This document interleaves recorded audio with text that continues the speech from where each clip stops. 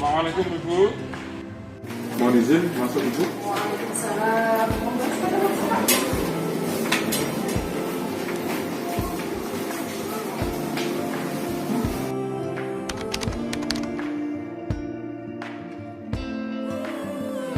Selamat pagi Pak Sofi. Sehat deh? Selamat pagi Ibu, Alhamdulillah sehat walafiat. Sudah vaksin belum? Alhamdulillah saya dapat fasilitas vaksin pada awal-awalnya program vaksin di Kecamatan Sarang. Sudah 2 kali? Alhamdulillah sudah 2 kali. Alhamdulillah. Dan tidak ada efek apapun. Alhamdulillah. Saya dengar mitosnya kalau setelah vaksin itu berpengaruh pada kondisi kesehatan. Jadi alhamdulillah kalau jangan tidak ngefek apapun. Kalau saya kemarin ini Pak, ngefek, hilang fokus. Ya alhamdulillah vaksin 1-2 kali itu tidak ada efek sama sekali karena memang mungkin juga dikarenakan bergantung bagaimana imun kita. Oh iya, alhamdulillah luar biasa. Ini sekedar memastikan ya Pak, soalnya besok untuk tatap muka itu salah satu persyaratan untuk guru kita semuanya harus bisa dipastikan sudah vaksin untuk kesehatan, keamanan, kenyamanan kita bersama. Gini Pak Sofi, minta waktunya sebentar untuk pertemuan kali ini. Siap. Jadi terkait kemarin saya sudah melakukan supervisi untuk keaktifan dan kehadiran siswa. Jadi dari sekian kelas saya perhatikan khusus untuk kelas 12-1 itu mengalami penurunan motivasi dalam belajar Pak. Jadi kurang motivasi dalam belajar. Dibuktikan dari apa? Beberapa absen kehadiran dari guru mapel. Dan salah satunya adalah mapel panjenengan. Di situ juga saya lihat juga mengalami hal yang sama. Jadi tujuan kita kali ini itu untuk bisa mencari tahu apa penyebab dari menurunnya atau motivasi siswa dalam belajar itu. Jadi sama ini sudah melihat itu apa dari penyebab menurunnya pembelajaran itu Pak? Baik, jadi dari kondisi kelas 12-1 dalam mengikuti kegiatan pembelajaran, kebetulan untuk tahun ajaran ini kami mengampu mata pelajaran bahasa Jawa.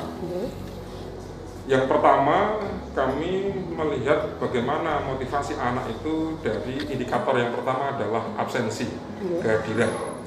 Jadi kami sebagai guru di dalam proses pembelajaran selalu menginput kehadiran anak. Dari situ, dari minggu ke minggunya bisa kita lihat si A, si B, si C ini sudah berapa kali tidak masuk. Maka kami sebagai guru juga sudah pernah mengomunikasikan dan berkoordinasi kepada wali kelas serta guru BK terkait dengan anak-anak yang ada di kelas 12-1 yang sampai saat ini kalau tidak salah kurang lebih sudah ada 9-12 kali pertemuan, tapi masih ada beberapa anak yang memang untuk kehadirannya sangat kurang, bahkan tidak ada 50%.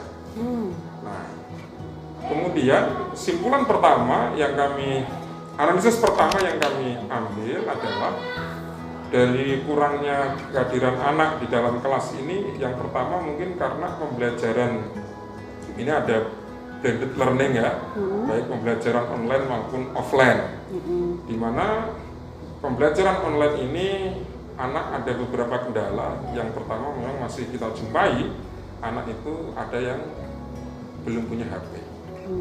Ini yang pertama. Yang kedua, anak terkendala juga terkait dengan kuota, sehingga anak tidak bisa mengikuti pembelajaran secara daring. Nah, itu masalah yang ada di kelas 12-1 yang buat anak kurang aktif dalam mengikuti kegiatan pembelajaran. Yang ketiga, ini juga memang banyak terjadi pada anak laki-laki. Nah, ini memang perlu di cross check secara mendalam, dilakukan sebuah analisis penelitian bagaimana tingkat motivasi anak siswa laki-laki dengan siswa perempuan. Ini terjadi penjumplang yang sangat luar biasa.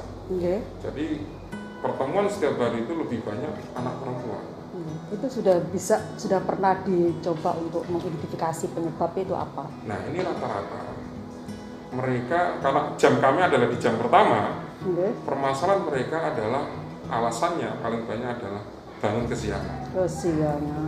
Bangun kesiangan sehingga mereka alasannya juga baru sarapan Pak, beli sarapan sehingga jam 8 kurang baru masuk. Padahal jadwal itu jam 7 sudah masuk. Ini rata-rata problem di kelas, paling banyak memang di kelas 12-an. Jadi paling banyak itu justru cowok ya, laki-lakinya. Laki-laki. Nah, ini jadi pendekatan yang sudah dilakukan itu apa saja? Nah, jadi kami sebagai guru ya, memang untuk pendekatan yang kami lakukan kepada anak, yang pertama adalah pendekatan personal. Nah, pendekatan personal ini bisa kita lakukan ketika anak itu masuk. Repotnya adalah ketika kita menemui anak yang tidak aktif masuk ini sama sekali tidak pernah masuk, ini yang repot.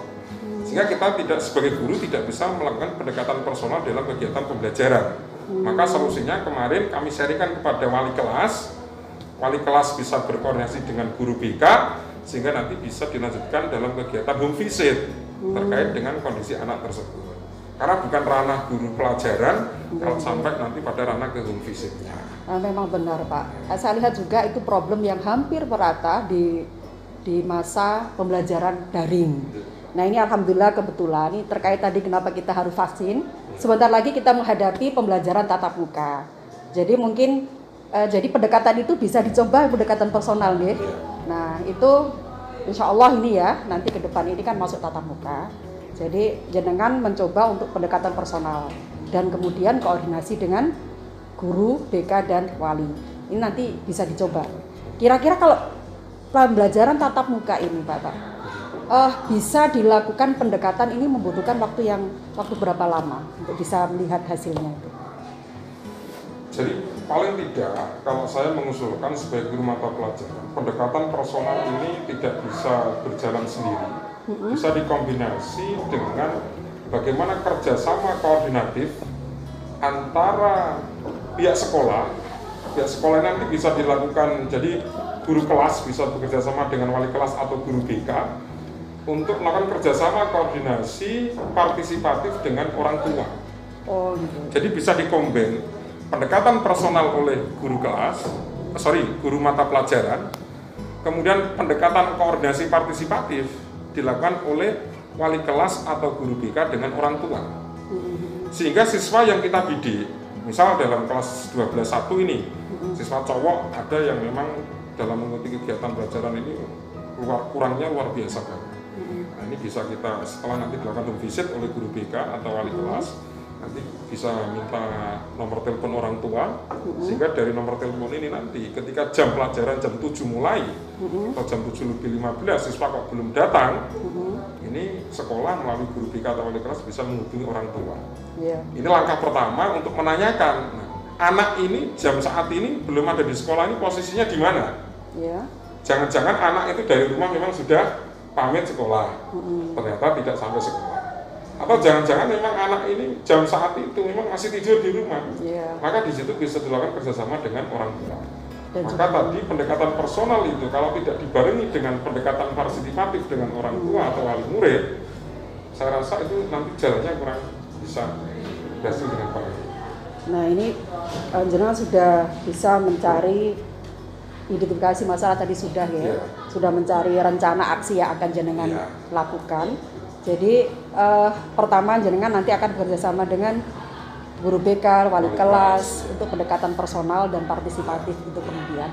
Nah kira-kira ini mau akan direncanakan actionnya ini kapan dan kira-kira membutuhkan waktu lama untuk kemudian dievaluasi.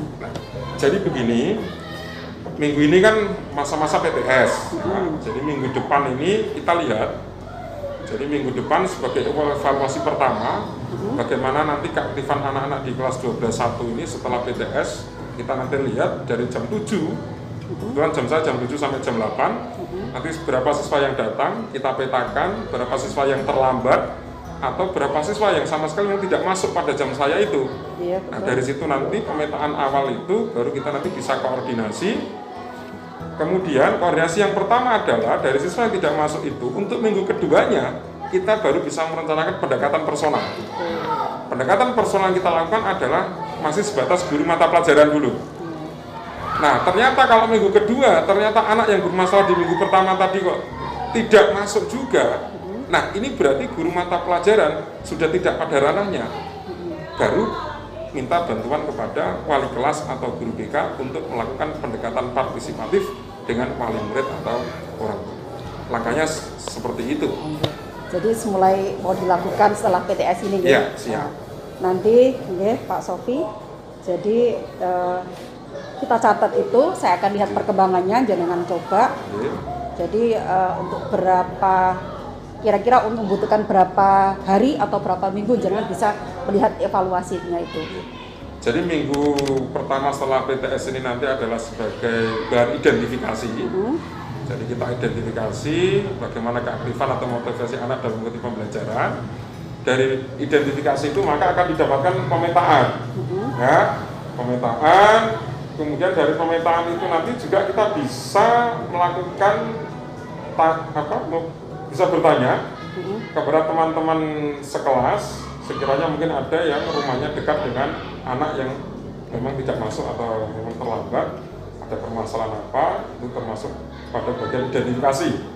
Setelah itu kita akan merencanakan untuk minggu kedua kita lakukan pendekatan personal. Nah, pendekatan personal itu kita perlu menyusun instrumen yang nanti akan kita siapkan terkait dengan identifikasi mengapa anak ini motivasinya dalam mengikuti pembelajaran kurang, dengan indikasinya apa? Dia pada saat jam pelajaran tidak hadir.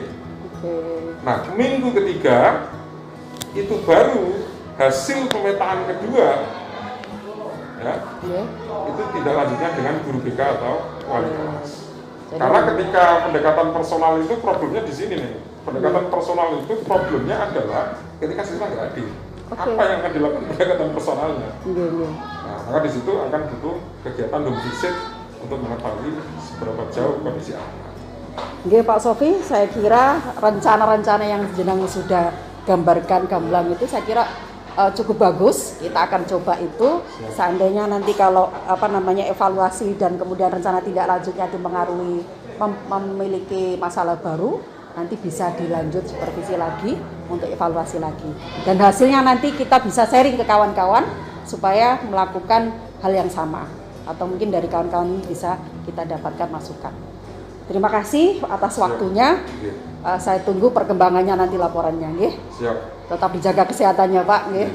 Kita segera untuk bisa PTM karena memang kita akui pembelajaran menggunakan daring ini sudah mengalami titik jenuh untuk perkembangan siswa-siswa kita.